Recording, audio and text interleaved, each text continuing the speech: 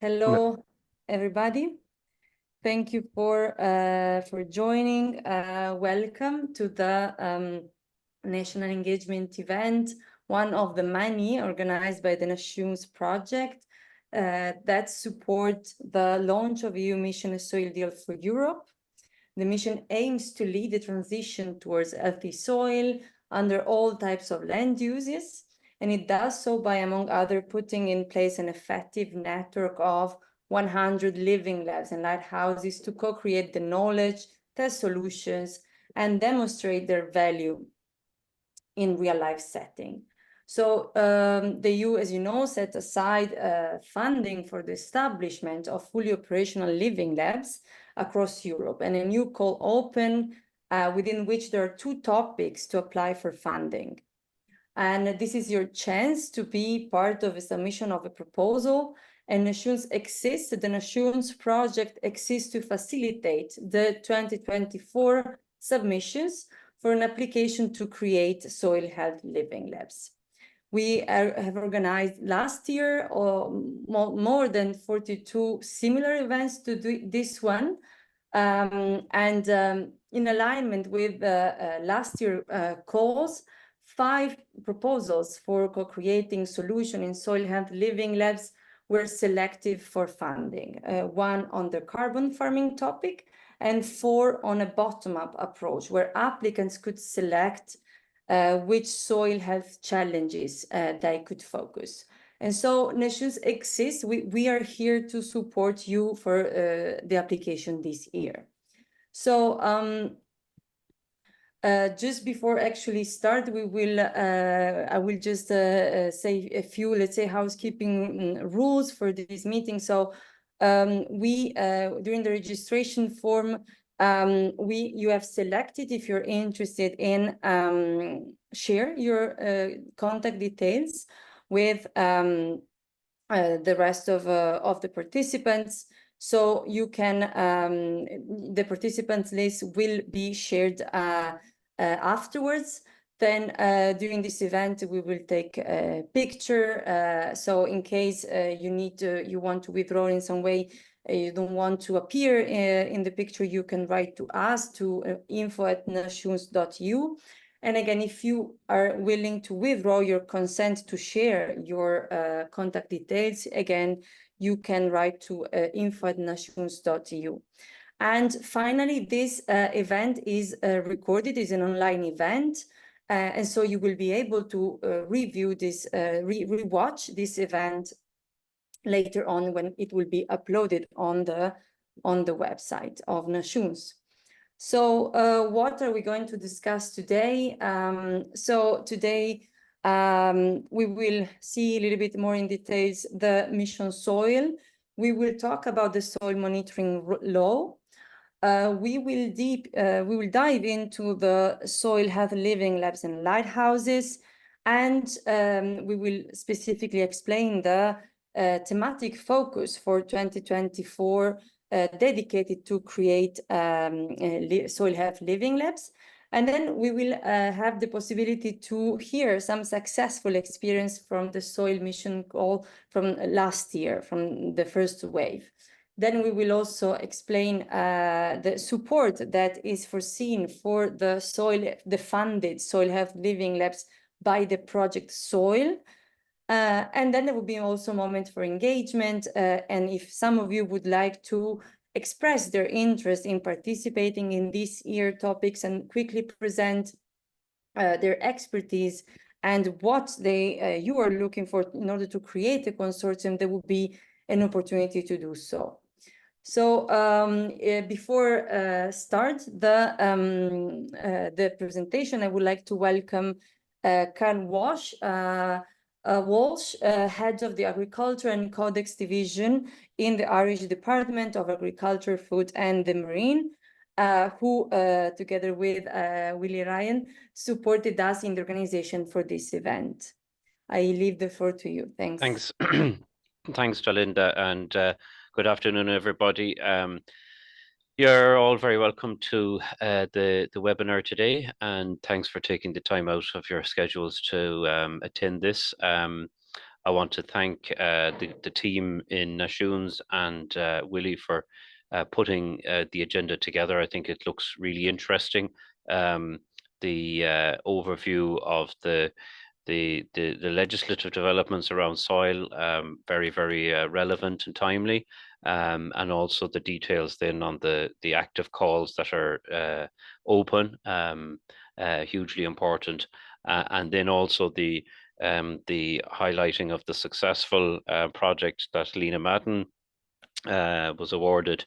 I think that's also going to be very useful, and Lena, I'm sure, will have some very useful insights and tips for everybody.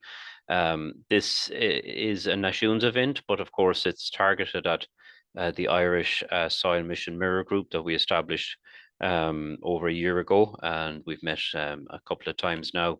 And I think the Mirror Group also has been receiving active communication from Willie around details of the call. So hopefully everybody is following the mission very closely. We had Minister Hayden sign the Soil Mission Manifesto a few months ago, and the department, through Willie and myself, and the minister, remain committed to the mission. The mission, we know, is going from strength to strength. We're very lucky, as I said at the beginning of the Soil Mission Mirror Group, we're very lucky to have the mission on soils. The European Union and through the European Commission only decided on a relatively small number of research missions, so it dedicates a lot of financial resources into the whole area of soil research. That's not going to be around forever, so while it is there, the research community and other practitioners involved in soils really need to take advantage of it, because in a few years' time, there could be an alternative mission. The missions are under constant review. So I just really want to encourage everybody in the Mirror Group and on the call today to take advantage of the opportunities that are there. So with that, I'm going to hand back to Dalinda. I'll stay for as much of the webinar as I can, but I'll probably have to drop off around 3 o'clock. Thank you. Thank you so much. So thank you for these words, and then I think we can continue with our presentation. So what it is all about. The EU has launched a mission, a soil deal for Europe, to provide for a gradual creation of 100 living labs and lighthouses in Europe to lead the transition towards healthy soil. So we will get to the living labs and lighthouses in a bit, but first let's remind ourselves why healthy soil needs to be promoted. So life on Earth depends on healthy soil. Soil is the basis for 95% of our food, not to forget all the timber we harvest and use. Healthy soil provide additional essential ecosystems services, such as clean water, great habitats for biodiversity, and they're the major carbon reservoir, which helps slow the onset of climate change while making us more resilient to extreme climatic events. And healthy soil are thus essential for all life-sustaining processes on Earth. In light of this, the mission has defined healthy soil as having the continued capacity to support ecosystem services. And often soil is taken for granted, but yet soil is a fragile, non-renewable resource that needs to be carefully managed and kept safe for future generation. So healthy soil is threatened globally because of a range of human activities, such as competition of lands, intensive land use, production, consumption, urbanization, and many more. And in Europe alone, 2/3 of soil is considered unhealthy. And this does not even include the uncertain percentage of soil unhealthy due to poorly qualified pollution issues. And such unsustainable human activities are often compounded by a lack of understanding and education. And degraded soil lose the capacity to act as carbon stores. They lose their capacity to filter and store contaminants. thereby releasing pollutants such as heavy metals and residues of pesticides that may end up in the groundwater or enter in the food chain and pose a threat for food safety. So the process of soil degradation can lead to a collapse of landscape and ecosystem, making societies more vulnerable to extreme weather events, food insecurity and contamination, and also political instability. The cost associated with soil degradation in EU exceed 50 billion euro per year. As part of EU Soil Strategy 2030, a soil monitoring law has been proposed to ensure a level playing field among member states, as well as a high level of environmental and health protection. The soil monitoring law is aimed at providing a legal framework that helps protecting and restoring soil and ensuring that soil is used sustainably. The long-term objective of the proposed directive is to have all soil across the EU in healthy condition by 2050, as outlined in the soil strategy. So on the 5th of July 2023, the European Commission adopted the soil monitoring law. General procedure is that the law will first be implemented if it has passed by the European Parliament and the Council of the European Union. Both provides opinion and suggests amendments, after which the European Commission draft the second version of the proposed law, and this can go up to 3 drafts.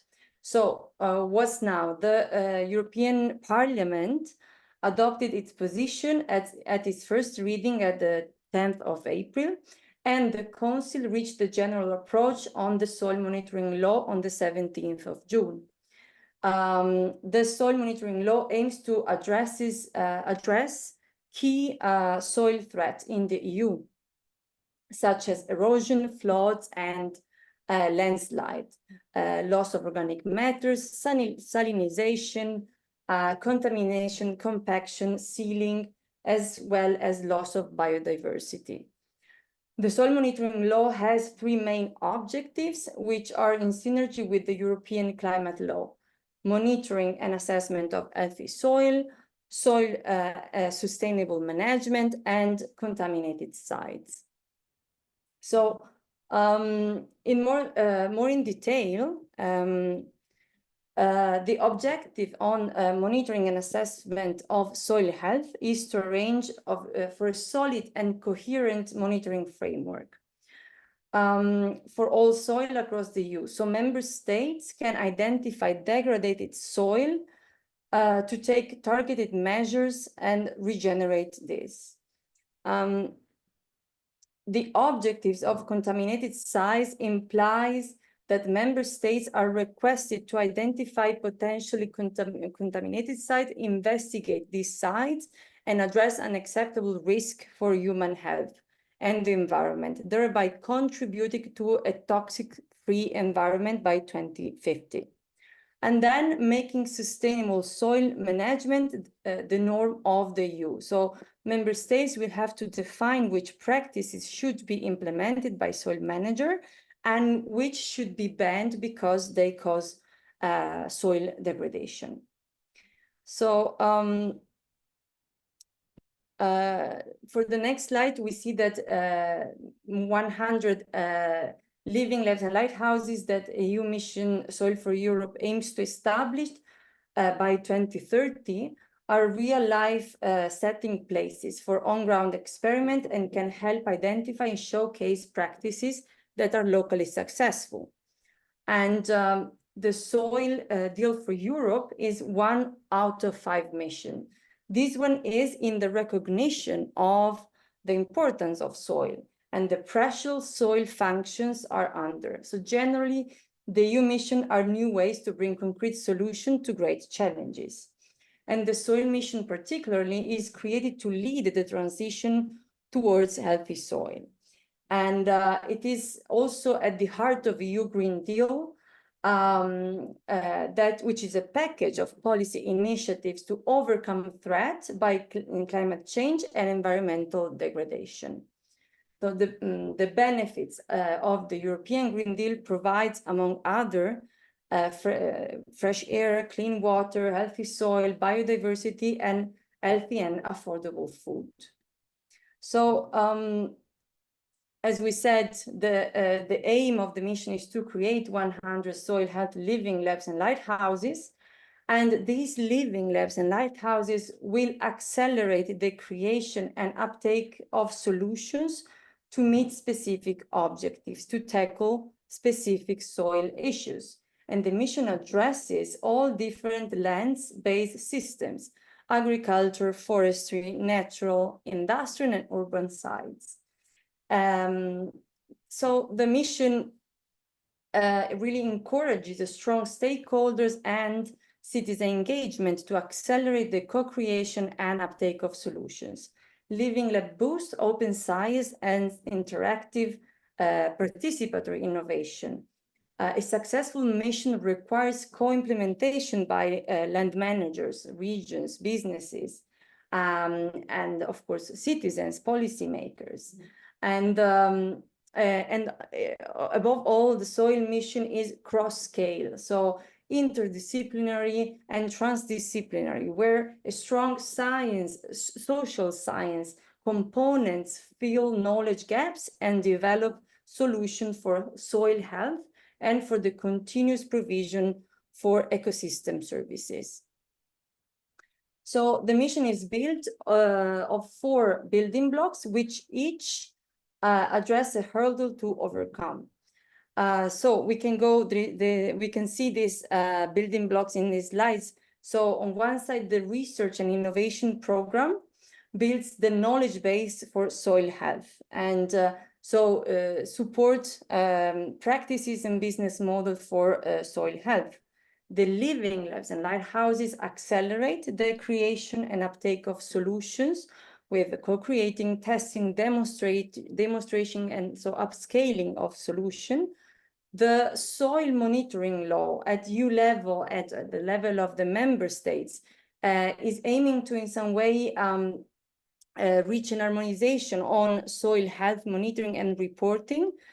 And then the final building block is the soil literacy. So there is a big focus on communication and citizen engagement, because it has been understood that there is an insufficient awareness and know-how on soil health and how it is related to our daily life. So these 4 building blocks are altogether needed to foster a transition towards healthy soil. So the mission is the mission to create 100 soil health living labs includes 8 specific objectives.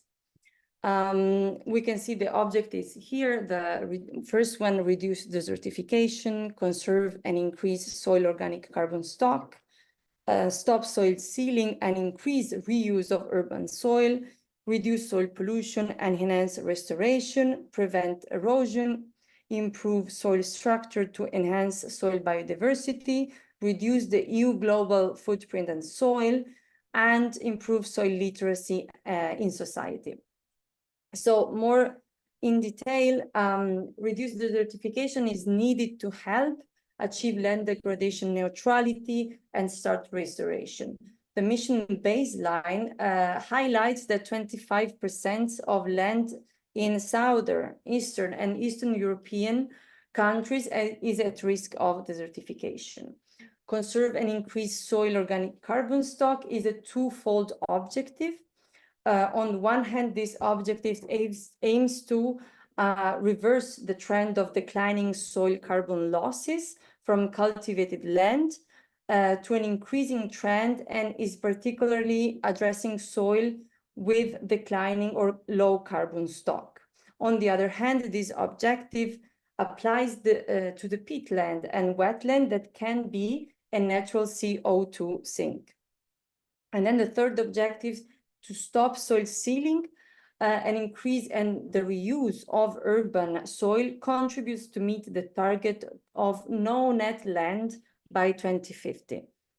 The objectives reduce soil pollution and enhance restoration primarily relates to the use of pesticides and fertilizer, the reduction of nutrient losses from soil, and the release of microplastic to soil and to hold secondary salinization.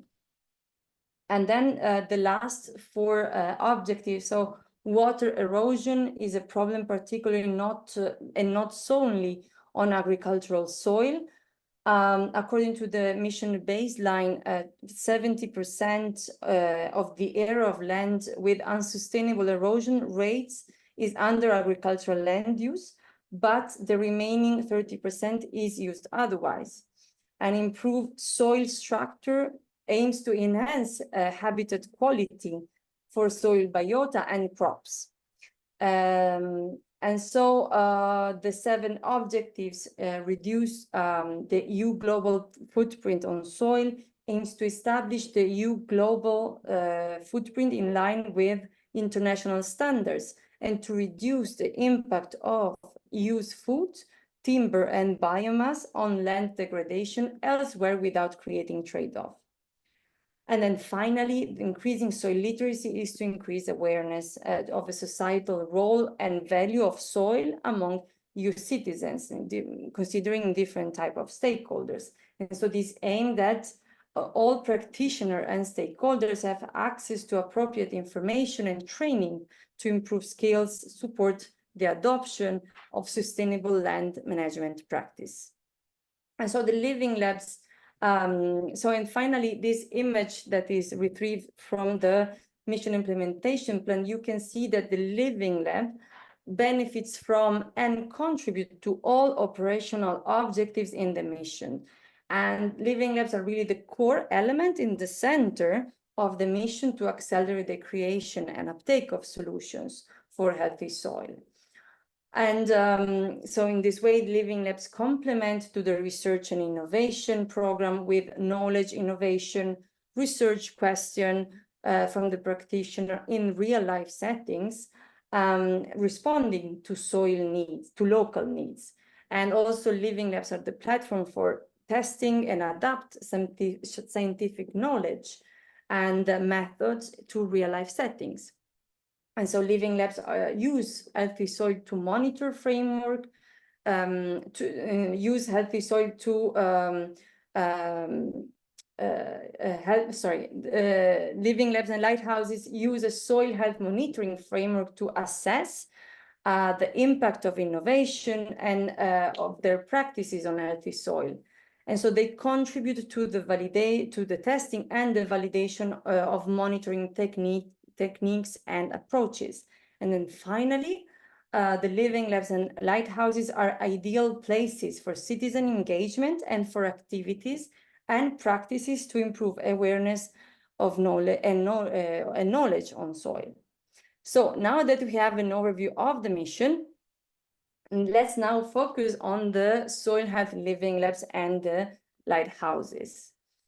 So Soil Health Living Labs are collaborative initiatives to co-create and knowledge and innovation. So according to the definition, they are user-centered, place-based, and transdisciplinary research and innovation ecosystems, which involve land managers, scientists, and other relevant partners in systemic research and co-design, testing, monitoring, and evaluation of solutions in real-life settings to improve their effectiveness for soil health and accelerate adoption.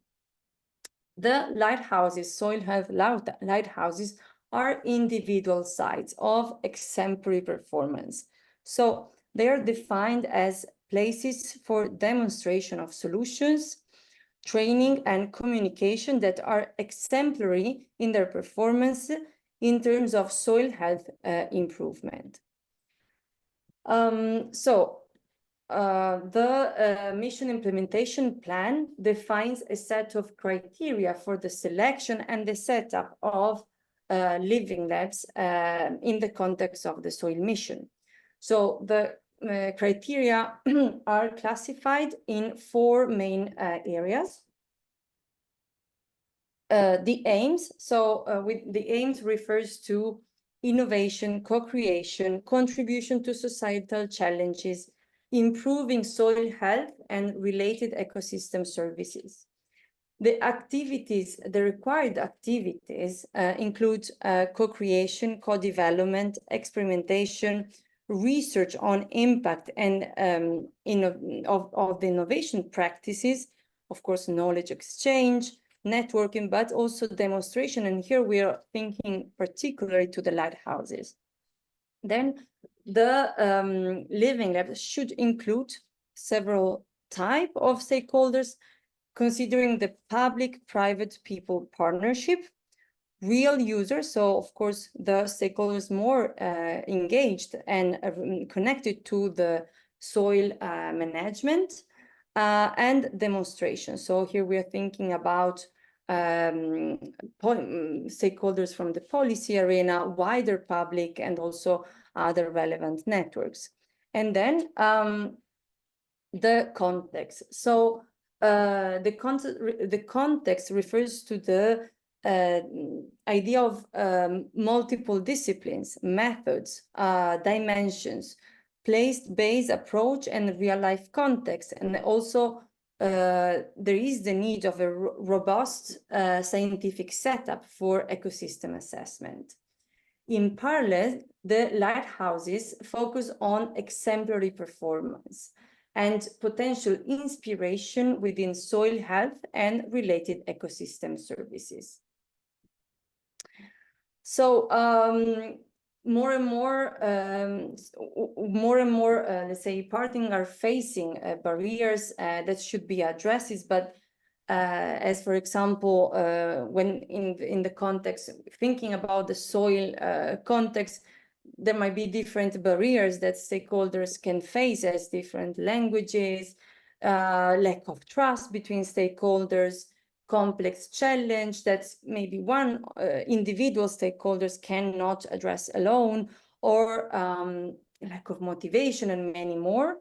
And in such context, living labs in the context of soil, but not only, of course, living labs are important because they are the environment where we can overcome this barrier and start working together. And so what we can expect from a living lab. So from a collaboration of multi-stakeholders teams it is possible in some way become inspired from one another, learn to think out of the box, better understand each other, accept different perspectives from different stakeholders, aiming for the same goal and work together instead of side by side. And of course, contribute to find faster and validate more scalable solutions. So living labs can tackle many different barriers, but what are the key elements of the key components of living labs? Well, living labs are carried out in real life settings. They need to assure the co-creation with a large set of stakeholders, and they need to involve end user and thinking about a land manager and owner at the very first moment, but of course all the others. And so living labs can support the rapid scale up of innovation for technical and economic impact, and also better help to better achieve broad societal impact. And to ensure their correct application, it is important to consider the following elements during the setting up of a living lab. So it is essential that living labs are places for co-creation, co-design, co-implementation, and co-assessments of the whole cycle. And they need to ensure participatory and interdisciplinary and transdisciplinary research and innovation approach. And it is essential to ensure business models, because we have to prove, while we are setting up the soil health living labs, that we aimed for the soil health living labs to continue also after the end of the funding. And soil health living labs are place-based and are collaboration between multiple actors. These living labs operate at regional and sub-regional level and coordinate experiment on several sites within a regional and sub-regional area. A lighthouse that you can see here in this image, the lighthouse can be one of the many experimentation sites of a living lab, to the extent that it constitutes an exemplary performance in terms of soil health improvement. And a lighthouse can be also a high performance site not included in the living lab. So the table on the right recaps and compares, and also provides you a comparison on the scale, the types of the expected activities and the desired performance in soil health improvement. So the soil health living labs can be applied at different scales, regional and sub-regional, always taking in consideration the common aspects that bring together the living labs and the living lab component. So living labs need to tackle a local soil health needs challenge and consider the local context to address specific soil challenges and specific mission objectives that I presented before. So for these living labs, areas could cut across regional or even national borders, where this, of course, when this makes sense from the soil condition points of view. So as we saw, the soil health living labs can be applied at different scales, as you saw before in the table. And this image displays the regional scale of a living lab. So on the map, on the right side, the common soil challenge are highlighted by the green color area that you see on the right. And in this example, we can see that the living lab and its sites are located in the green area, and that represent a specific soil challenge within regional borders and targeting the whole region. But the living labs can also focus at sub-regional level, focusing on specific areas within regional borders. As we said, living labs can also cut across administrative and geographical borders. And in this example, two or more adjacent regions within the same national border are affected by common soil challenges, which are displayed in the map on the right side by the green color. And therefore, the living lab can be operating across regions to address the common soil challenges and local soil health challenges. And similarly, when duly justified, based on the soil condition, and if it's also manageable from an administrative point of view, living lab can also cut across national borders. And in this example, two adjacent regions of different countries are affected by the common soil challenges represented again with this green color. And when these can be addressed only through cross-border collaboration, a living lab can also operate across different countries.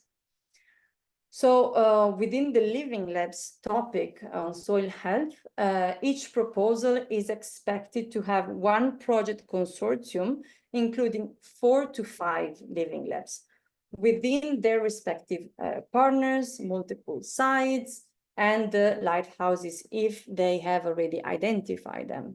So according to the mission implementation plan, living labs should involve 10 to 20 experimental sites And however, depending on the specific context, as the land use, soil health challenges, applicants can propose living labs with fewer experimental sites. Please consider that the main common elements bringing together living labs in a project is their shared objectives to collaborate on soil health issues relevant to the regions, the area they operate. And these common elements and any other commonality needs to be explained properly in the proposal. And here you can see that the living labs are in some way connected to one or more soil objectives. So proposals should describe the rationale of cooperation across regions and explain how they work and contribute together. No, so in line of this rationale, these are different ways to address common aspects within the living labs in the projects. So note that these examples are going to, these are just some examples, and they are not intended to be exhaustive. It's just to give you an idea on how this could look like. So Living Lab can focus on the same mission soil objectives. This is the first table, and maybe also have different land use type, address different land use type like agriculture, urban, and in some way and other. Another option is that living labs within the consortium focus on different soil health issues affecting the same land use type across Europe. And the third example that we give you is that Living Lab can also focus on the same objectives and land use, but they have different focus, for example, different specific needs. And we go to the next slide to see that finally, we would like to stress the importance of living labs being set up at regional and sub-regional level, taking in consideration the local context where the work of the living lab will be carried out. And it is essential to always highlight and properly present in application the common aspect within the sites of the living labs, as well as within the component of the living lab in the project, detailing as well how the coordination of the activities will be ensured and will be established. So I forgot to say, while we saw before cross countries living labs can be justified, we saw it before in the example, this application has some limits, because as you can see in the image, it is important to prevent that cross-regional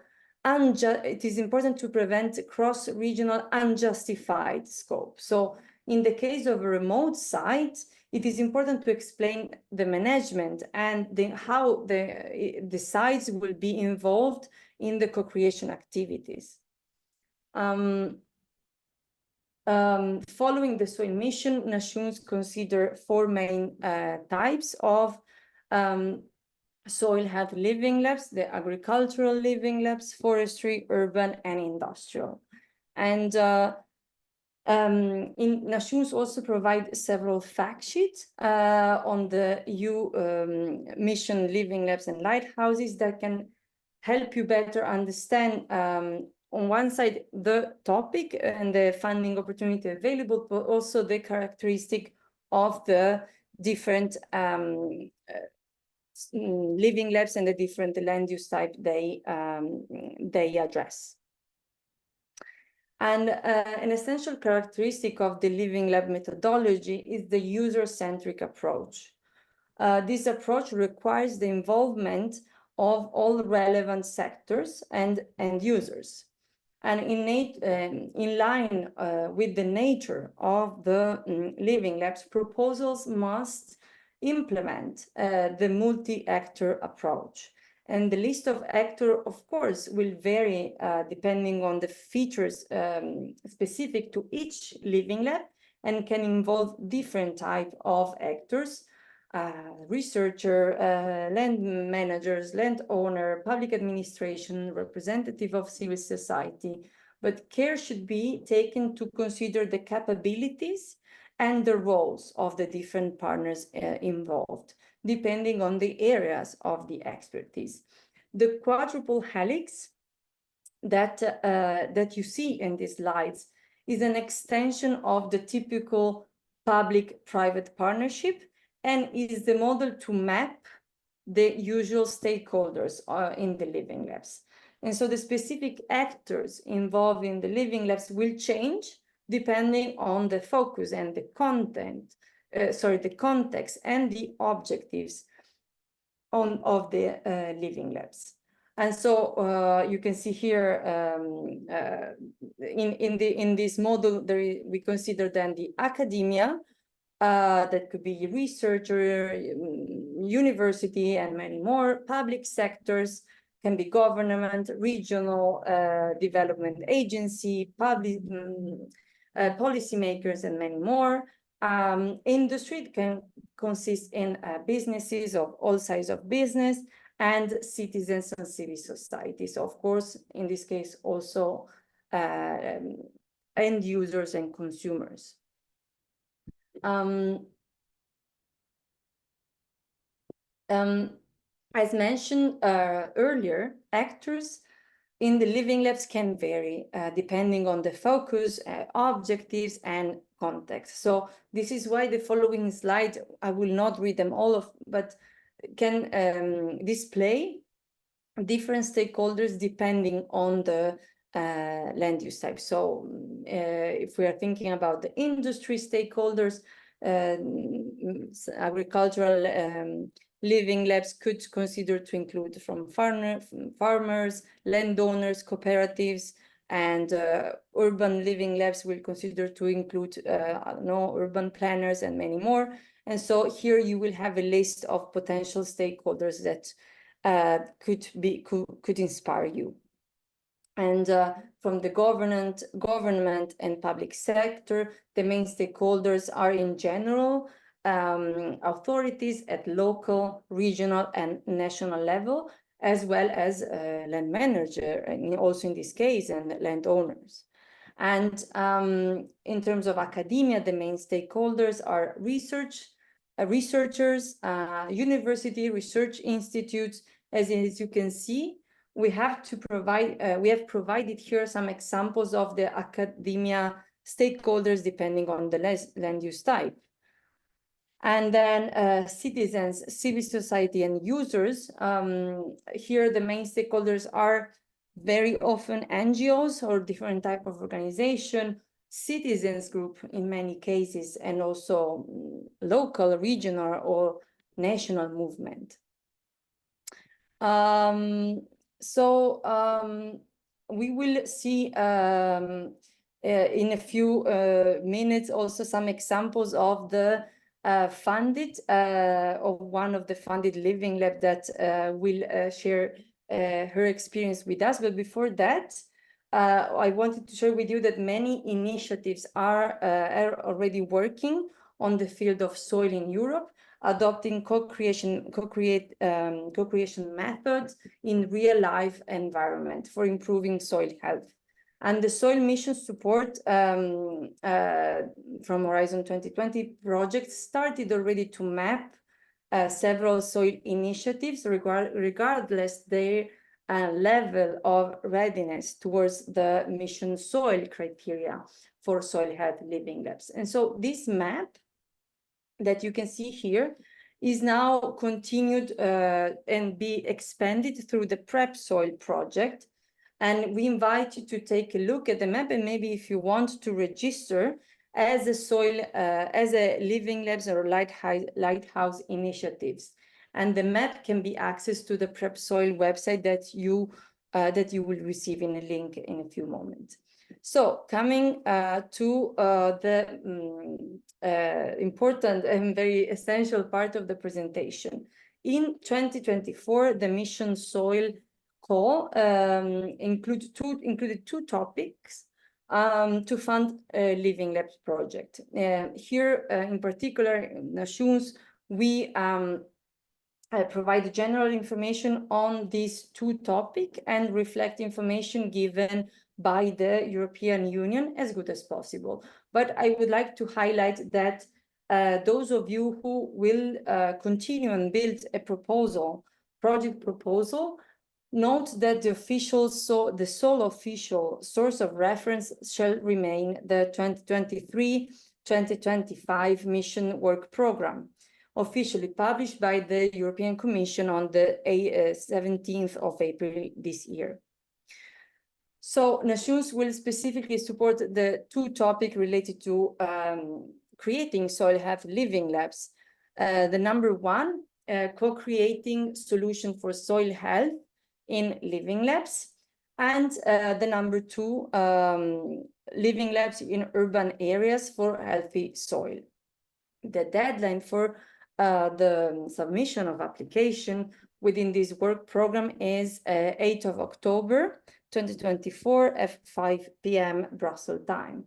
The submission is a single-stage submission, so it means that the full proposal has to be submitted at once, and this submission should take place electronically through the funding and tender portal. So paper submission are not possible. And both topics are research and innovation actions, meaning that any actor is covered by 100% funding.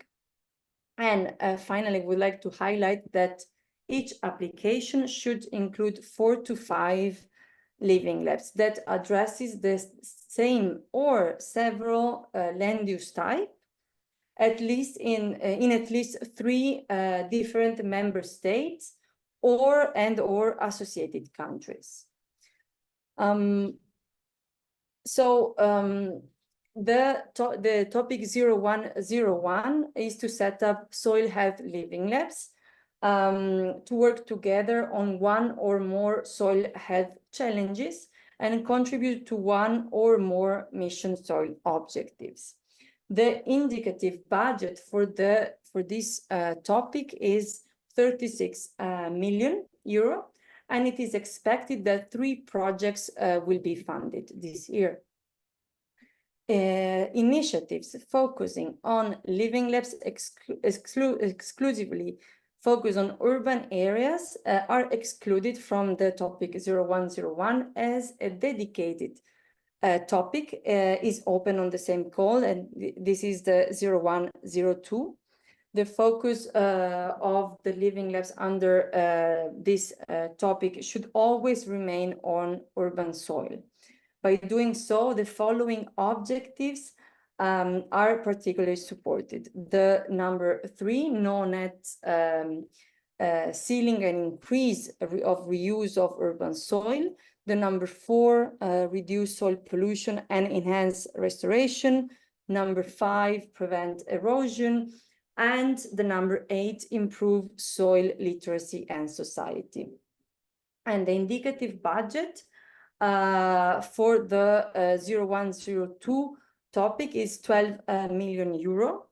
And it is expected that 1 project will be funded under this topic this year. So finally, I would like to highlight that there is a new table that applicants are invited to use to explain and better describe the living labs. And this will help you to, in some way, explain to an evaluator where the living labs are based and how many which are the objectives the living labs are addressing, the soil challenges. So please try to be as precise as possible and by using this template to make sure that the evaluators are able to understand the details of the living labs you are planning to set up. So I will actually, I've almost concluded my presentation before leaving the floor to the next speaker, Line. And with this, I would like to quickly give you some information on another point that the applicants should consider in the moment of preparing their application, because proposals are also expected to include and consider the collaboration with soil and soil startups. So what does it mean? I will explain you in a minute. So we know that the mission soil is to create soil health living labs and lighthouses. And various activities have been already launched before Nations. So the project Prep Soil that I quickly mentioned before was in some way was aiming and is aiming to identify regional needs and soil needs, and also set up business model plans and service package to support the implementation of soil health living labs. Then the Nashun project that is hosting the event today is dedicated to support the applicants in preparing their application to create and set up soil health living labs.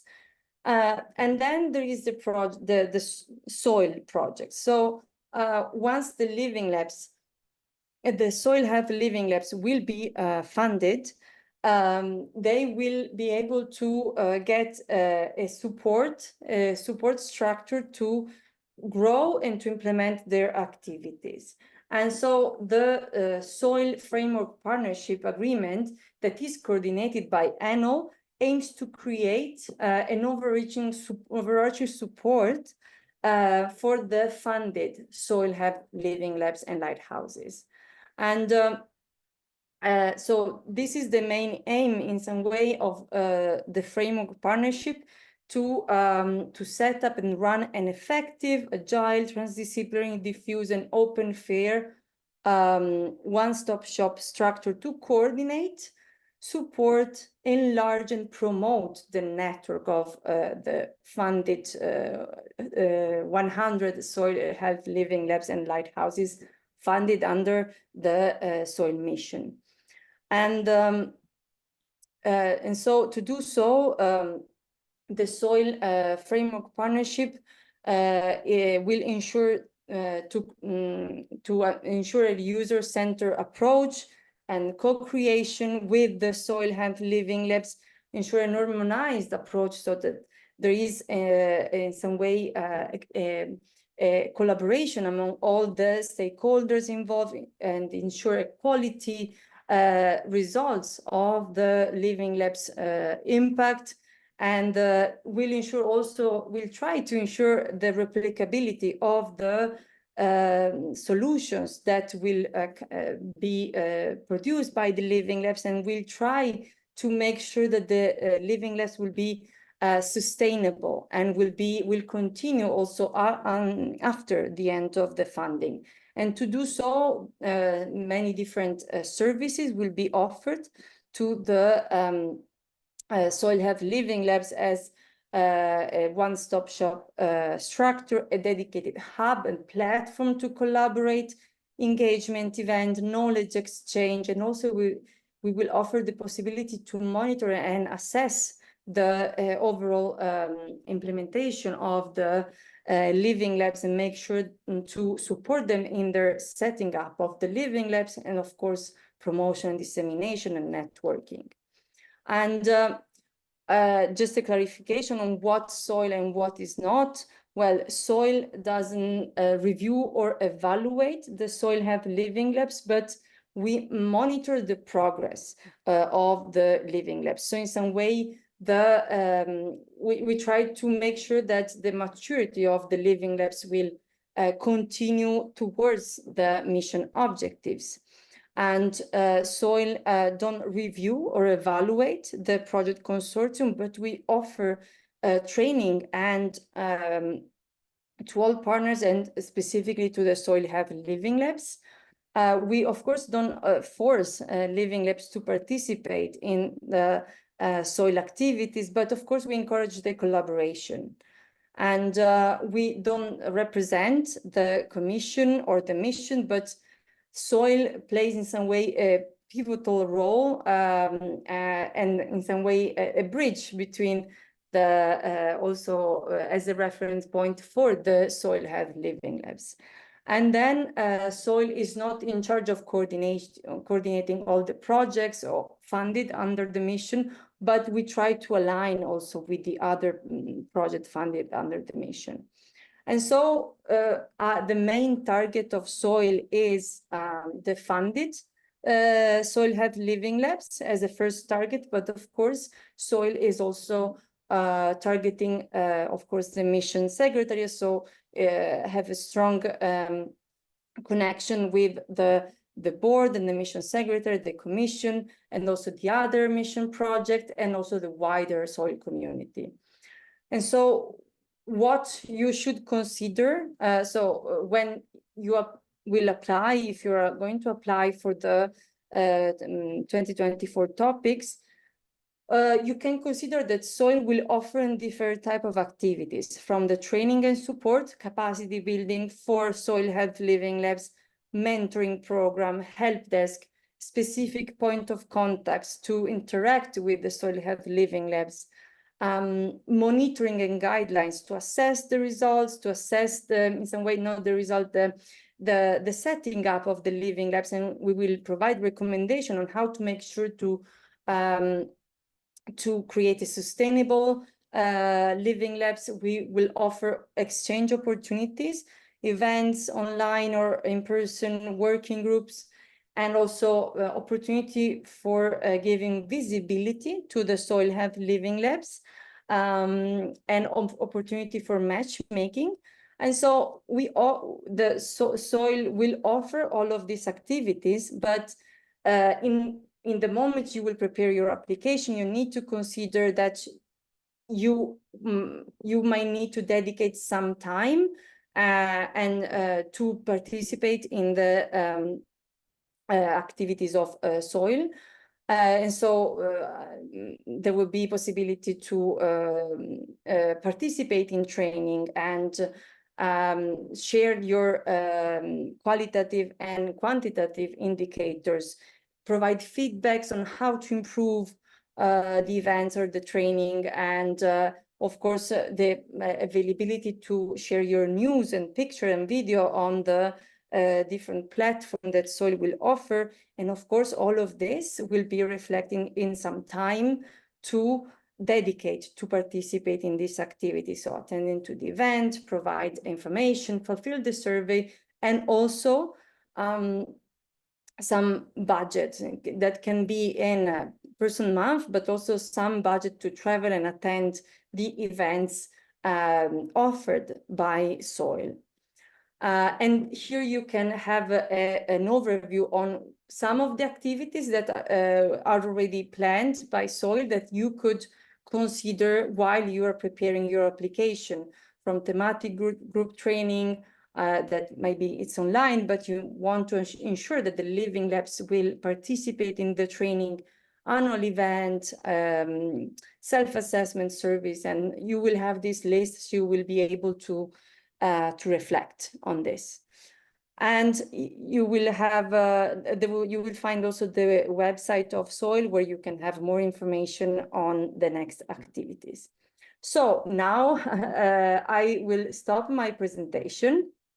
I think yeah, it was a long presentation, a lot of information, I know, but I will now would like to leave the floor to Lina Madden, who will share with you her experience as a successful Soil Health Living Labs. And also later on, there will be time for questions. So if you have any questions, there will be also time later on to share your questions. So Lina, I leave the word to you. Thank you. Thank you very much, Linda. It was it was very good presentation, very informative. And I'm gonna try to when I present what we did, I'm gonna talk a little bit about myself. How did I get there? And you know, what is my outlook on application, and how do we perceive Living Lab as a whole idea? And so just I'm a little bit sick also, so if I'm coughing a little bit, don't mind me, okay? Right, I can you can see the presentation, isn't it? Yes, we Yeah. can just see also, let's say, the notes. There are no notes, but like maybe you want to just. Okay, so I mean, it's still fine. It shares the screen rather than yeah, I think you can just hide notes, maybe. How I do you think hide on notes? there are 3 dots below the slides. If you click on that, if you can hide the notes, I believe. Yes, hide presenter view. Yeah, voila. Oh, there we go. Please come back to the. Can you try again? Voila. Otherwise, I think we can. And then I'm gonna Try again to use the presenter view. It wouldn't let me now. That's it. Do you want me to share the presentation? Is it the same one you sent me, right? Yeah, you know what I'm gonna do? I'm going to disconnect one of my screens. Is this, no, it's not. Hang on a second. Yes. Is this better? Yeah. Yes. Thank you so much. Perfect. Now it's perfect. Thank you. No, I just 2 screens connected, and when you have 2 screens, it's yeah, a little bit I don't know if you can see yourselves on the screen. Apologies about that. Now it's perfect. Yes. Perfect. Okay. So my name is Lena Madden. I work in Technological University of Shannon. It's one of the new university that came as amalgamation of Athlone IT and Limerick IT. And I work in industrial kind of faced technology gateway lab called Shannon ABC, involved with lots of different project, national, international, etc. But I'm gonna talk about myself first a little bit, so you know what I am and who I am. I'm not exactly agricultural scientist. I'm not 100% soil scientist, but I work in a general area of agroecology, sustainability, circular bioeconomy. And I think that gave me a unique outlook on everything. No. So first of all, where I come from, I'm from Ukraine. As we all know, there is a big conflict, big war at the moment. This is my beautiful city of Donetsk, which considered one of the new republics now. I moved to Ireland in 2001. So that's Donetsk airport in 2014. Would you believe me? Way before people thought that there was war. And when I moved to Ireland, in Ukraine, I had I got degree and in economics and production management, was working a lot with industry, and moved to Ireland on some stage because I like the country, I spoke language, and the societal structure was close to my heart. And on some stage, I decided that the economics do nothing for me, so I wanted to requalify. I started in TOS in 2008 and got everything from here, my primary degree, then my supervisor, who's current head of research here, offered to apply for IRC, which I did, got funding, and in the area of bio nanotechnology. My primary degree was in analytical chemistry. So at the moment, I'm more or less operate and run the center, all of the equipment, analytical chemistry techniques, anything from small molecules, peptides, proteins, to soil testing, anything to do with biochemistry or anything. So as I say about myself, give me anything to test and I'll tell you what is it and what is in it. Okay, so we have a fully equipped lab here, and Shannon ABC is technology gateway that work with primarily industry, small, medium businesses. We did a lot of soil research, development of fertilizers for different companies. And recently we moved on to the scaling up of the processes. So at the moment, this suite is in procurement. Everything is going to scale up now. So I'm working out to equip a pilot scale facility at TUS, and then also work with lots of projects through DAFM and Enterprise Ireland to create the systems for the scale up, specifically in the area of bioeconomy and circular bioeconomy here in Ireland. So that was my primary focus, circular bioeconomy. Okay, so anything to do with nature, anything to do how to do things in more environmentally friendly way, processes, development of new processes, dealing with waste, bioenergy, water treatment, and also both, as you can see, both of the big projects that I'm currently involved with, one of them I'm one of the PIs, the other one this one I'm coordinating. There is the last step is always fertilizer or biochar or something we can do for soil.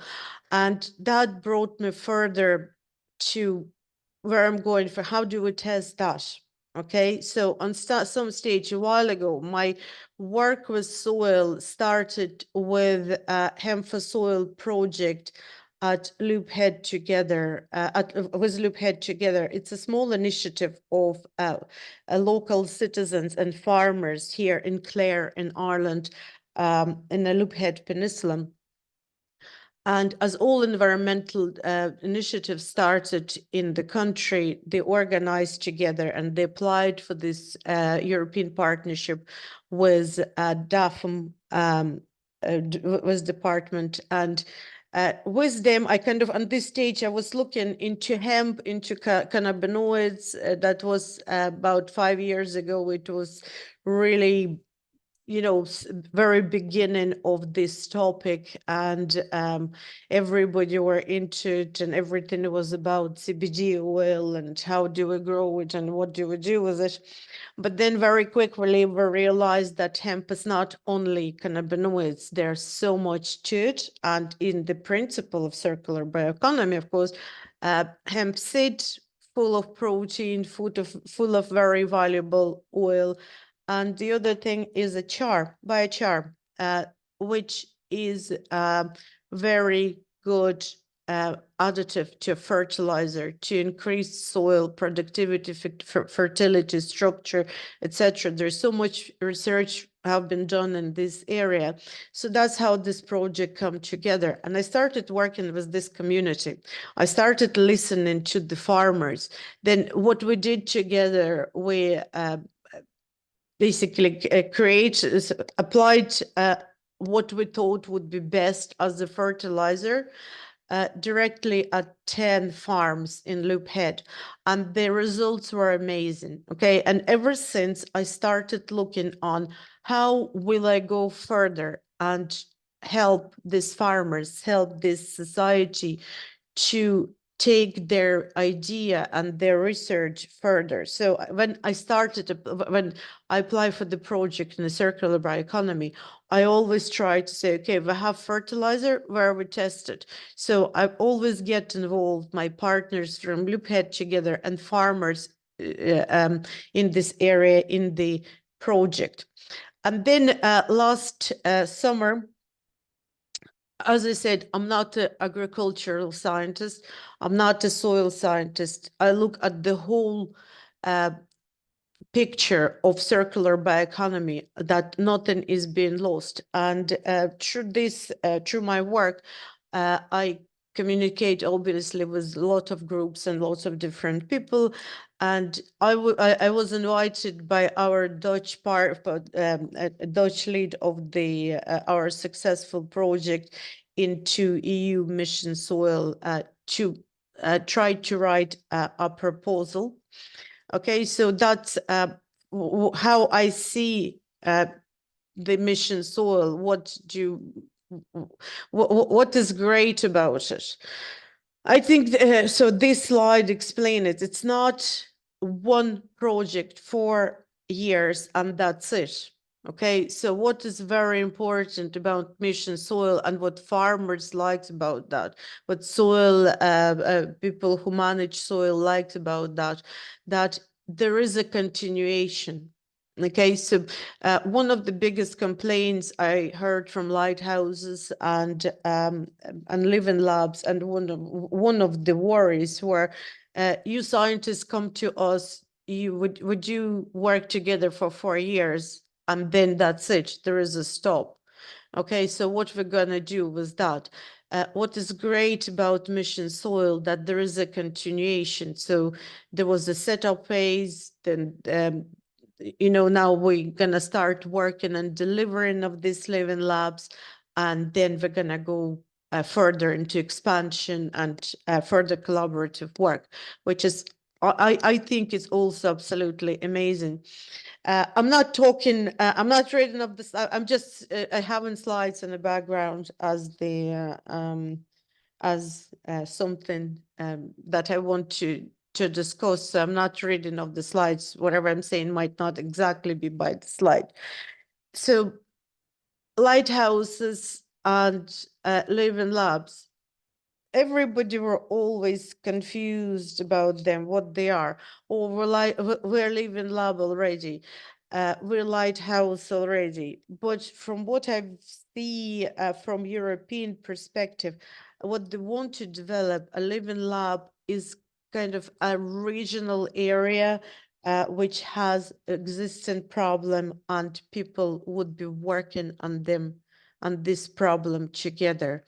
And both soil management of farmers and NGOs and government bodies together will make sure that this problem is solved, and also make sure that the neighbors, okay, know about how to deal with this thing. So getting involved on board more and more farms, more and more regions as the project progresses. Okay, and then here I from this looking at the Mission Soils, I started understanding a quadruple helix approach.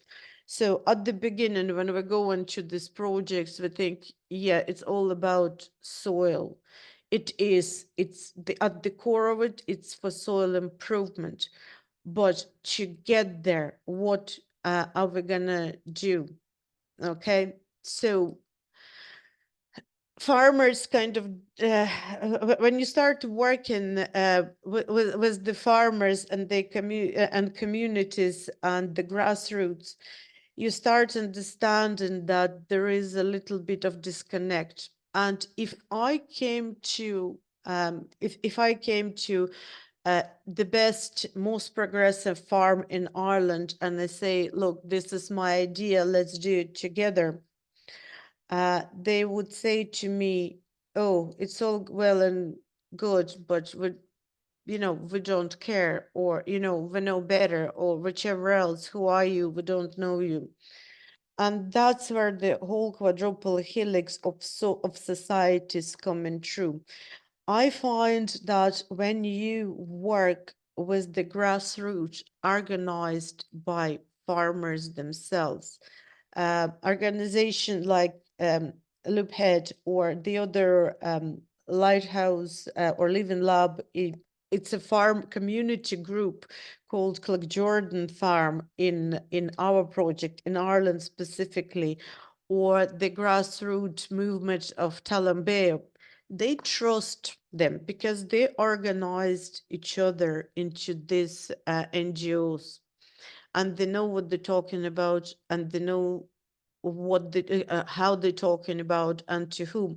So I think the very key of being successful in this project is to have all partners on board.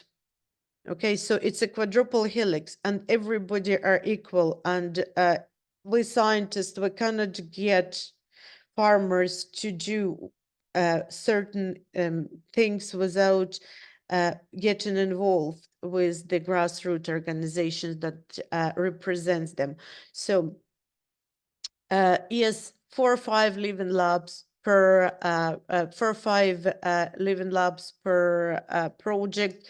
I think I'm gonna. So this is the slide I was talking about, and then the policymakers. It's another dimension of a quadruple helix. We cannot move on anywhere without policymakers, because anything that comes out the land, farmers will accept with the help of scientists, with the help of their own grassroots. But if we'll not get involved policymakers, we will not get the policy behind us.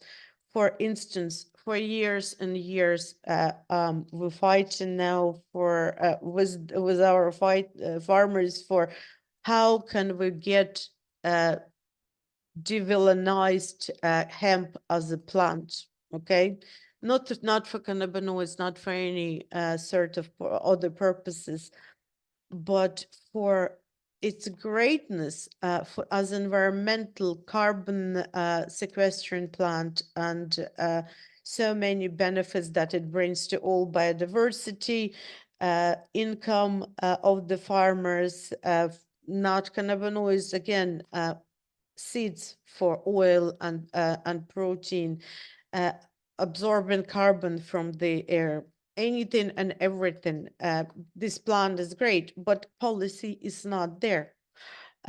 Use of different types of fertilizer, my other thing. So different types of fertilizers that the policymaker need to be educated on a topic of why they could be dangerous or not dangerous. And it has to be proven on the big kind of on the farm level, that there is no problems with, say, animal-based fertilizer, or we can phosphorus extracted from bovine ashes.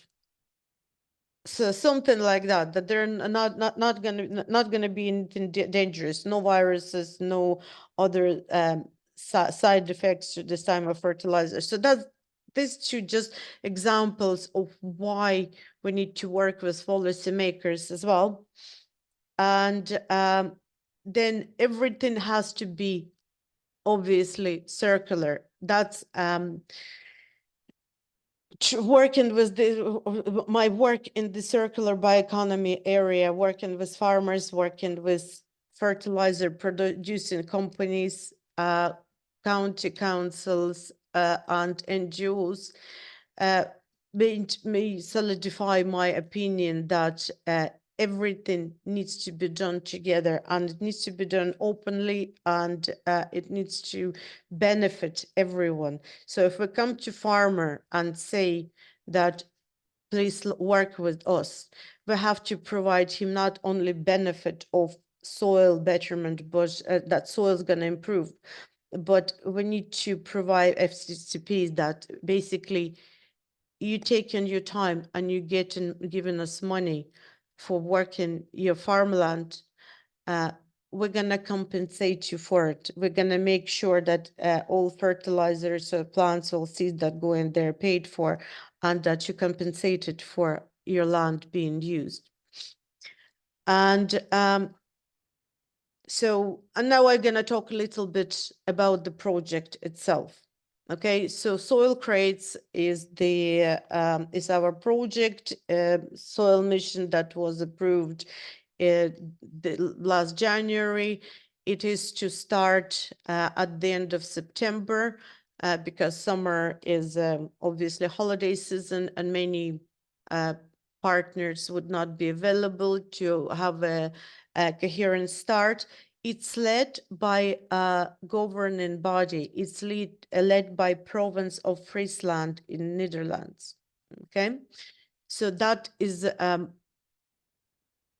they have decided that they need improvement of soil in the area, and they gathered universities, they gathered all farming land managers, etc., in their area to come together. And to us, the project come quite late. It come to us in August, when application was at the end of September. So I had to scramble quite fast to organize our own network, which is Jordan Farm. Not everybody's logos are here. There are 22 partners. So Jordan Farm, Lookhead together in Clare and Ballihora in Limerick are participating NGOs, and they gonna bring our on board farmers from their localities to participate and to co-create together. And at the same time as not participants, but partners in this, we have all three county councils. We have Clare, Limerick, and Tipperary county councils on board to collaborate with us on this project, and people from the department, from DAFM, are involved as in the consultancy roles. So we brought everything together. So it's not anymore about the academia. It's all about the land managers. It's all about farmers and how they want to improve soil. Because when we start going to them and trying to introduce our rules, there is resentment. But when they're involved in the process of co-creation from the very beginning through the grassroots organization, that's when the real work starts. So the Soil Crates as a project, we focus on the objective 6, improve soil structure and enhance biodiversity. Basically, there's in Clare, in Limerick, in the region that we selected there for our lighthouses and test site, there is a lot of clay soil or kind of sand soil where nutrients either do not either run through or there is a mass runoff of nutrients. And so farmers throw in more and more fertilizer in the soil, but they end up in the catchments. Okay, so here in Ireland, we're going to be looking on how we can improve soil structure, soil biodiversity, and at the same time, we're going to be looking at increasing of organic carbon of the soil, reducing pollution, and prevention of erosion in it. That would be more topical to France and Spain. So we kind of both work on topic 6, on objective 6, but with the a connection to other 4 objectives. And of course, the improvement of soil literacy. So the very big part of this project is going to be social economic work. where we're going to organize events with the farmers. We're going to have work through. We're going to calculate how different approaches for the soil management is going to economically impact their income and their daily life. And 4 living labs in this in this specific project we have. So one in Netherlands, Van Hal VHL University.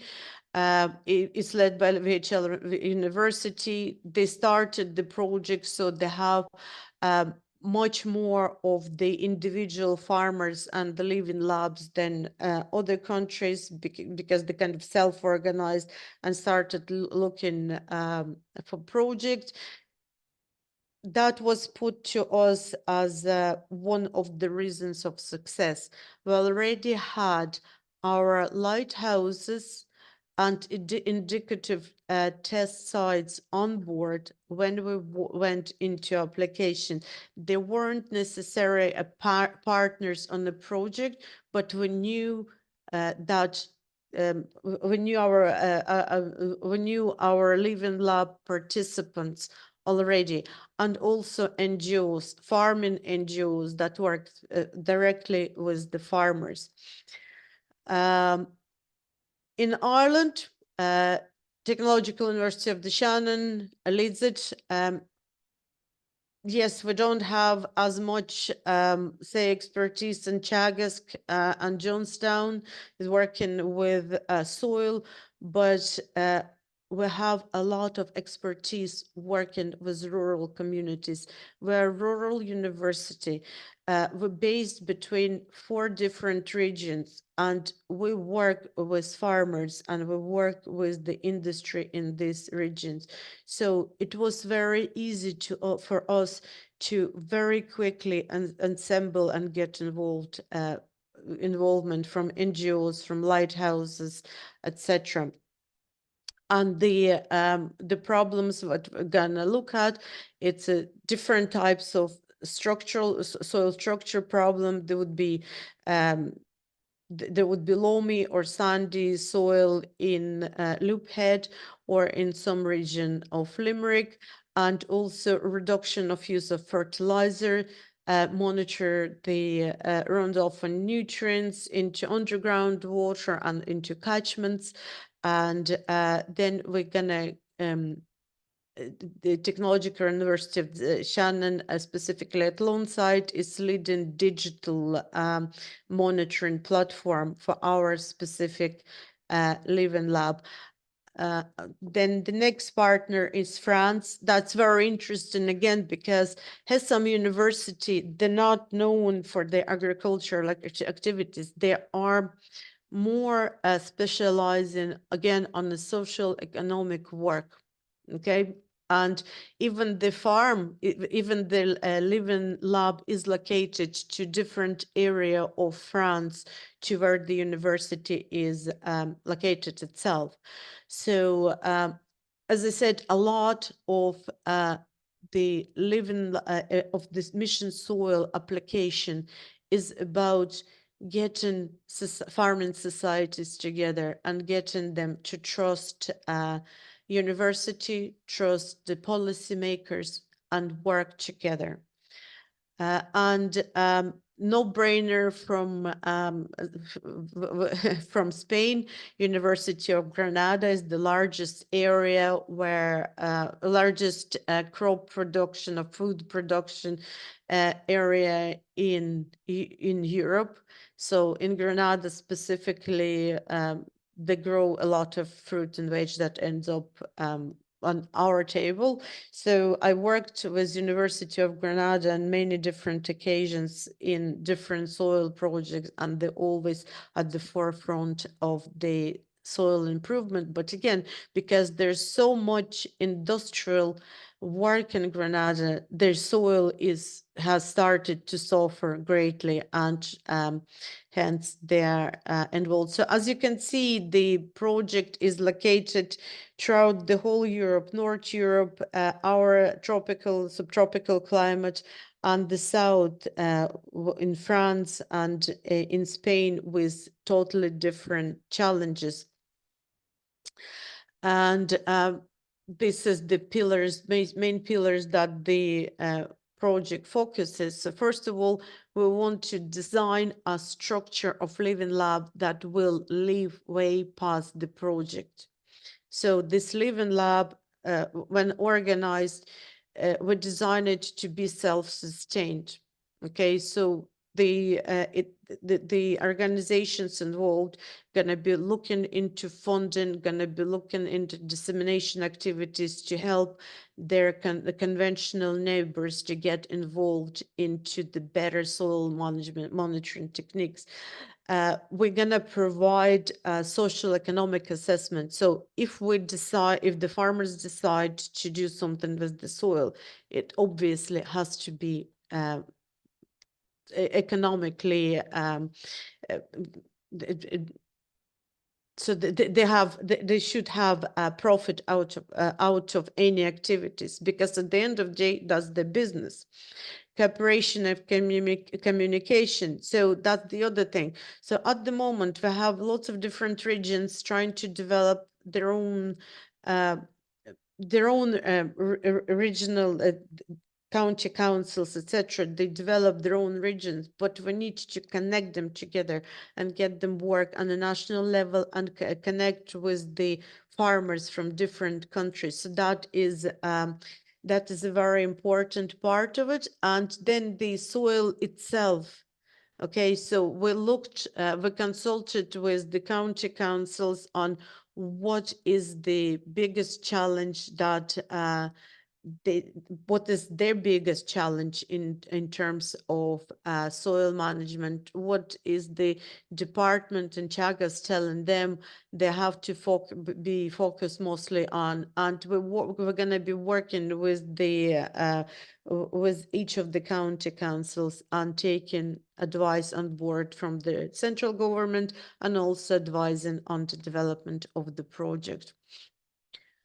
Structure of the project, as I said, we only have 2 work packages, 4 and 5. They're central. It's not only, okay, that are orientated on the soil improvement. So we're gonna study the soil from the outset in each of the test site living labs. The key work package here is work package 2.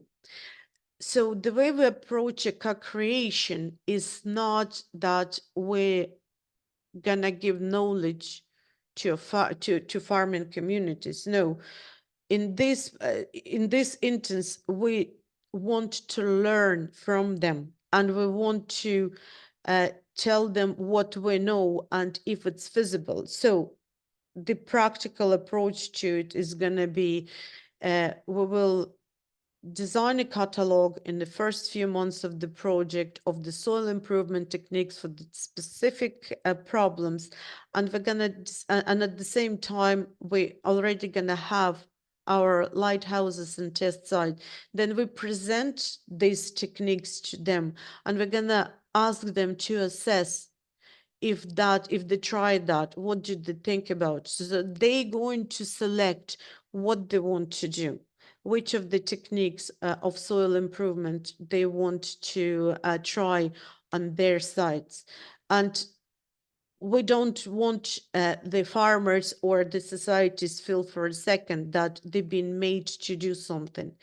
They have to decide for themselves. They have to be willing to participate, and that we hope that this will create a kind of more general good feel about that. Okay, sustainability and impact, it's another big topic. So that's where we're gonna look for the pathways for our living lab to be sustained. And in all work packages at the end is gonna bring us to the creation of the structure of the living lab that will help to build similar structures, working structures. So it's not going to end after 4 years, that after 4 years, it's going to go somewhere else and expand and help other farmers to deal with their soil problems. And so that was our Living Lab. And I know, just as many of you know, many of you don't, inside information of what other Living Labs was funded. So Living Soil is another Living Lab between Spain, Portugal, France, Poland, and Italy, different regions. As you can see, only Poland in Eastern Europe, most of the either central or south of Europe. ICA shells, again, there is one partner in Sweden, but again, it's Spain, France, Italy, Greece, and Bulgaria have a similar problem. Again, soil pollution and soil structure. It looks like soil structure is the very important topic. As you can see, there is FSTP for this Living Lab. What FSTPs mean, it's funding for the farmers involved. So this Living Lab gonna provide 900,000 to all the farmers, going to be about 20 lighthouses and test sites for the compensation of the farmer for the participation in Living Lab. In Ireland, in our Living Lab, I think it was the largest amount allocated, 1.5 million for our 20 test sites. As you can understand, Northern Europe is a bit more expensive. So hence, and I actually can proudly say that I stressed the importance when we had the meeting and when we decided the amount of FSTP that would be going to farmers. I was insisting that the amount that was suggested was increased, because it's about time that, you know, we compensate farmers for hard work that they're doing. And there are lots of very interested farmers, but compensation, they work so hard. If you ever worked, if any of people in this meeting ever worked on a farm or ever participated in any farming activities, it's incredibly tough work. And we wholly believe that they need to be supported and compensated for that. Then the next Living Lab is less soil for soils. Again, very interestingly, Portugal, Spain, France, Italy, and Greece. And in this Living Lab, they have also Israel. So it's southern and Central Europe. And the last goal for all is, again, mostly south of Europe, islands, different regions of France, Italy, Greece, France, Spain, and Italy. But what the other when we were writing the proposal, the other thing that we were told that a Living Lab should be located on a certain node. Okay, so for Ireland, Irish Living Lab that I'm involved with is located in the node 3 that basically covers Munster. Okay, so as you can see, it's located in the node 3. For at the moment, it's Clare, Limerick, and Tipperary. But in the next stage of this Living Lab, it would be expanded to Kerry and Cork and hopefully Wexford. So this kind of area of Ireland. So I'd say, unless you're applying for a urban lab, it would be a good idea to look maybe a different area. I don't know. To be honest with you, probably Dalinda is going to be could answer this question, this better, if it's a good idea to go for different area or different type of living lab, like industrial or urban, etc. So in this specific topic, I know that most of the living lab were agricultural, and I think only one of them was, I can't remember which one, was in the urban location. As you can see, one of the living lab here between Basque and France, so Basque country and France. So it's Spanish partner, and then the living lab in Icachel is co-located between France and Spain, or Basque country and south of France. And once again, soil, we were informed of the soil project at the very first meeting with the Commission. And this is another great initiative. I think that is great because the project soil will keep all living labs together and make sure that they communicate, that they share knowledge, they work with each other, and they're also going to provide us with the training schedule. So networking, training, visit schedule, that all living labs that were funded in this particular call work together. And then the living labs that are going to come on next call also would be working together and participating in joint activities and learning from each other. So yeah, this is us. This is me in Limerick and Living Lab Soil Crates. I might have left something aside, and you're not, maybe I couldn't remember to state something important, but you're more than welcome to ask any questions. And yeah, thank you very much. Thank you so much, Lina. No problem. Congratulations Thank you. for being one of the first living labs funded from last year funding. Thank you. So I saw also there was a comment in the chat, just to clarify, Socrates is the project, one of the 5 projects that was Yes. funded last year. So Yeah. Socrates is the project, and It is the project. Yeah. Exactly. Socrates is the project. Last year, with last year funding, were funded 5 projects, and in each project, there are between 4 to 5 living labs. Yeah. So there is a total of, in total, 25 living labs that will start this year, and Lina is part of one of this project. That is Socrates. Just there was a comment in the chat. And as you could see, the most of the living labs, they're located kind of in the south, but at the same time, south works the soil the most. That's the area where most of the crop production is happening. Okay, so from what I can see, the north, it would be, I could call us north because we're on the same latitude as Sweden. So it's Ireland, Netherlands, and Sweden, the only countries that would be from kind of north of Europe. Predominantly, it is the south of Europe that was funded this year.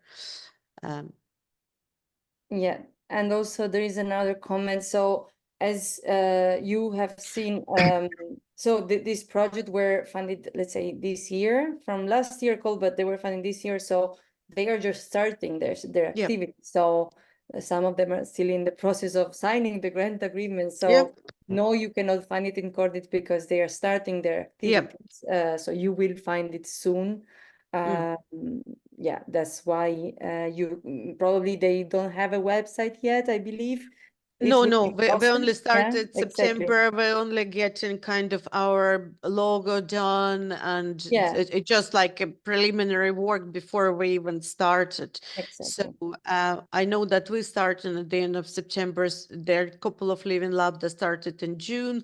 I think Yeah. the other Living Lab project is gonna, I mean, Mission Soil project gonna start in September. So Yeah. it's all until October. It's all So, gonna be, yeah. Good. So we have just very few slides to conclude, but I'm just pausing here to see if there is maybe any other question. I will show you as the last slides also how to address future questions and how to access material that you might need to prepare your application. But if there is any other question, you have the possibility here to raise your hand to address this question or use the chat.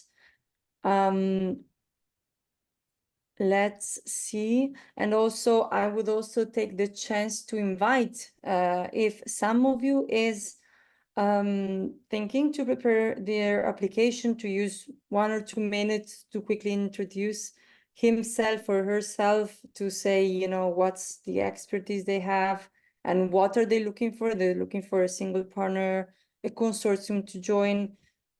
This is also a good opportunity to do some networking within, let's say, at the national level, within with other national stakeholder. I see some of you also wrote in the chat who is available for yeah, share their contact email.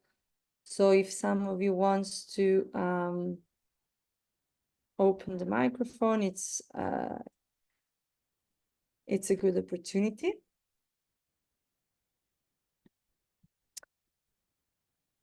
Otherwise, I can conclude. Yeah, okay. We have a brave person. So I can, Philippa, I believe. Yeah, Green Restoration Ireland. Would you like to, yeah, you need to move to a less noisy location. Okay, we can just wait a few minutes.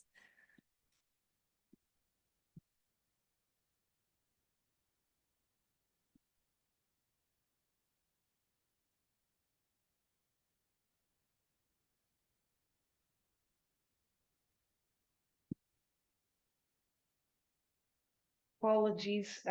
We share an office. Resources are not a lot, so I was listening to the whole session, but I couldn't just intervene because my colleague was in. And actually, of an Interact project that we've just started this year. So Green Restoration Ireland is a not-for-profit organization, has been set up as a solidarity co-op, which means that we gather stakeholders from many different backgrounds. So it's a little bit different from your normal typology of co-op.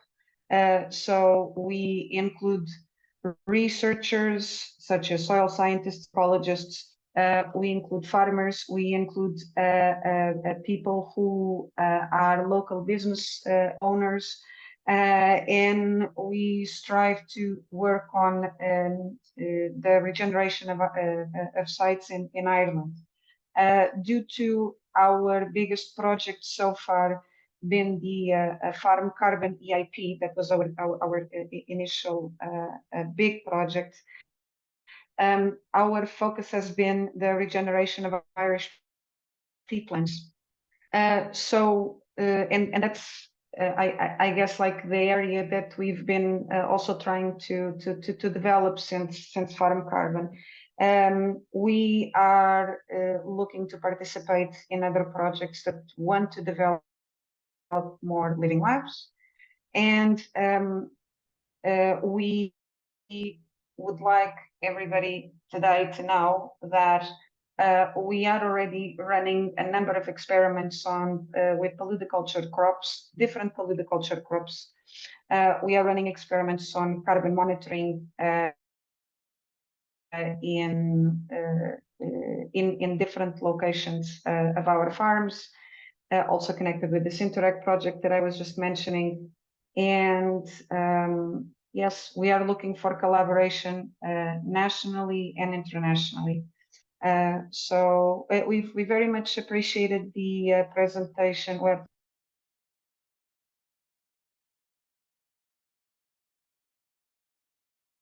from both of you, but I would have to say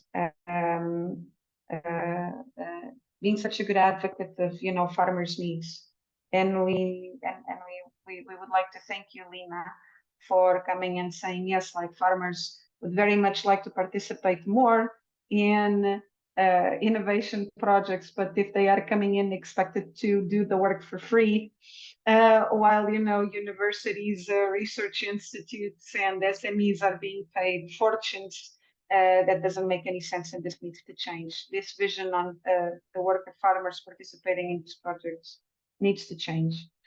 So thank you very much for that. And this is us. And sorry for the camera, but I was afraid that if I would turn on the camera, you couldn't hear me so well. But thank you for the opportunity. Thank you so much. Thank you for presenting yourself. So yeah, as I said before, we will share the participants list of those who gave the consent to do so. So there will be also opportunity to collaborate. And so if there are no other volunteers, I can conclude with the final slides before closing the meeting. So what are the final remarks? So here in these slides, you can see in some way the pathway that you can follow to submit your application. So from the step 1 to identify the soil challenges, thinking about always this mission objectives, initiate, join, or expand the living labs, join a consortium, and then submit your application. So more into the details, as a first step, it is definitely important to identify the soil challenge you want to address, learn the mission objective and thinking what you need to focus, what are the objectives you want to specifically address. And about this also, there are Nations offered some produce some thematic events that you will receive the link of the recordings on dedicated topics that can help you better expand your knowledge on some specific topics related to the soil mission objectives. And then you can also consult the prep soil needs assessment. So about this, few words, the prep soil project, I introduced it quickly before. One of the most important activities of this project was to identify the main soil challenges in 21 European regions. And in one of the outcomes of this research, the poster that you can find the QR code here on the left if you want to know more, you can understand in some way the results that can help you identify what could be some of the challenges that you believe that you want to address in your project. And also as an outcome of the research, you can see in this table how different same soil challenges were shared among many different regions. And so in this way, this could constitute the possibilities of collaboration between different stakeholders from different regions. And then as a second step, it is essential to identify the right stakeholders that you need to involve to prepare your application. So from this understanding who could help you to overcome the soil challenges, but also how to make sure that you ensure this multi-actor approach in the Living Lab. Nations produce several webinars on the Living Lab methodology, and you can access these recordings on the Nations website. Again, you will receive the link to access this.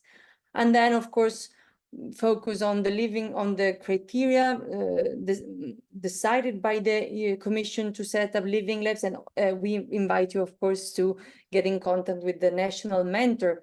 Willy is here to clarify any doubts and get some support to prepare your application. And then finally, as a third step, it is important to understand how to identify collaborations, potential collaboration for creating your living lab. For this, also Nashooz offers a matchmaking platform that you can use on one side to show and explain what are your expertise, but also to identify potential collaboration with other participants registered on the platform. And then again, there are different events that have been organized in Nashooz, but also with other projects to create a consortium. And it is important, as we said before, to make sure that you identify a rationale between the collaboration of the living lab components and on the different living labs. Why that you identify these specific living labs, and what is the commonality that brings you to work together within the same consortium. And then finally, submit your application. So of course, as we said before, you can prepare your application, and we invite you to consult also the FAQ that we have prepared within the Nashooz project, and you will find it on the website that can maybe help you already clarify some doubts before submitting your application. And of course, it is essential to always refer to the Horizon Europe work program and call text as the official source of information. And finally, what are the services that you can access from Nashooz project? So again, the national engagement event, as this one, we have organized events in 43 countries, and you can rewatch the videos and of today's event and also of the other events if you're interested, and access the slides that we use today. The matchmaking platform, you will receive the link. We really invite you to subscribe to find potential partners. Then there are the fact sheet that I presented before and other learning material that you can access on the Nashooz website. And also there is a help desk. So I saw before a question about what should I do if I have additional questions in preparing my application. There is a help desk that you can access to address your questions, and we as Nashooz project will come back to you with an answer. And also there is the FAQ, frequently asked question, that you can consult already on the website. And then there are webinars that we have produced last year on the Living Lab methodology, but also we really invite you to watch the webinars recording that we have produced this year on specific topic to increase your knowledge. And also there is a specific webinar where the representatives of DG Agri and REA participated and explained in details the specific characteristic of this year topics dedicated to fund living labs. And they during the event that we have organized some weeks ago, they also answer some questions received by applicants, and this can help you to clarify any doubts. And then again, as I mentioned, there is we offer coaching sessions. So there is a list of mentors that you can contact at national level to help you preparing your application. And then, as I said, webinars, another thematic event that you can rewatch. And I think this is the end of my presentation. There is time for maybe just final comments. I'm not sure if Carl or Willy, you want to say some final words before we close the meeting? No, I don't think so. Delinda. It was really excellent presentation from yourself and from Lena. So thank you both very much for putting the time into the slides and giving us that really detailed description. I hope that the group got a lot out of the session. I think, Delinda, you give a very nice and a high-level overview of what's going on at the European level and the details around the call and applying for the call and the supports that are there. And Lena, I think you gave a very nice practical example of how you navigated all of that and were successful in bringing together your own consortium in the Living Lab. And hopefully that will inspire others in the Mirror Group to put similar proposals and consortia together. So I think the slides should be useful to people if they can be shared afterwards. And just on my own behalf, chairing the National Mirror Group, thanks to you all for tuning in, and thanks to Willie and the team for putting the agenda together. Thank you. Thank you. Great. Then thank you so much, all of you. Thank you for supporting and organizing the event. Thank you, Lena, for being with us today. And I think we can now close the meeting. I wish you a very nice continuation of the day, and we will be available for future questions, doubts, on anything you need from us. Okay. Thank you so much. You. Bye.